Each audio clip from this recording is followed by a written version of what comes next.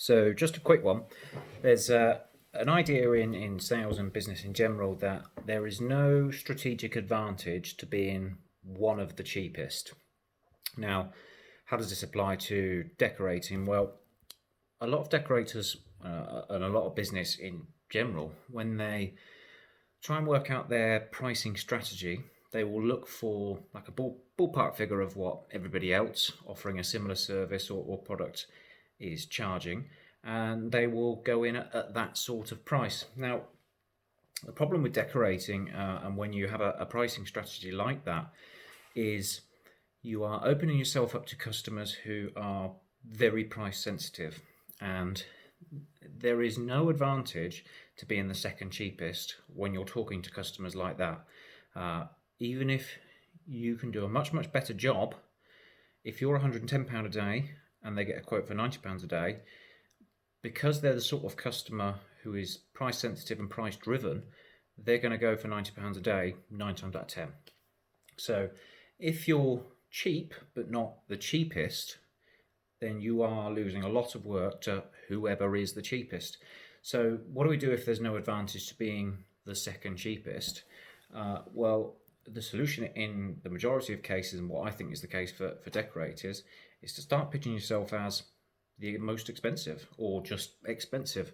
And how can this be a strategic advantage to you and your business? Well, if you are the most expensive, if you're the most expensive decorator, it means you can serve your customers at a much higher level, something that a cheaper decorator just simply couldn't do. So, for example, if the cheapest quote a customer has is £500 for the job, and you quote £1,500 for the job, the advantage you have is you can offer a service that the £500 decorator simply can't.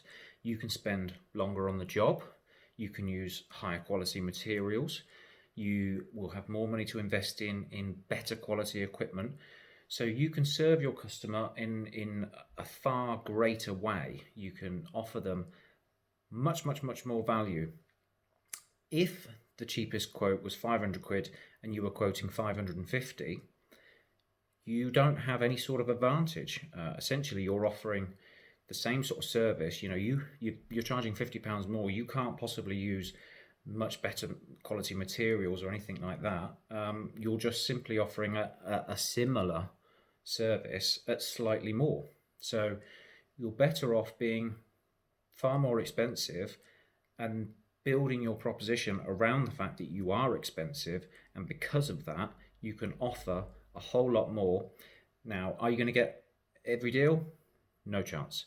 But when you do get the deals, and you will only need to get far fewer deals, your close rate won't have to be anywhere near where it usually is, because you're charging twice as much.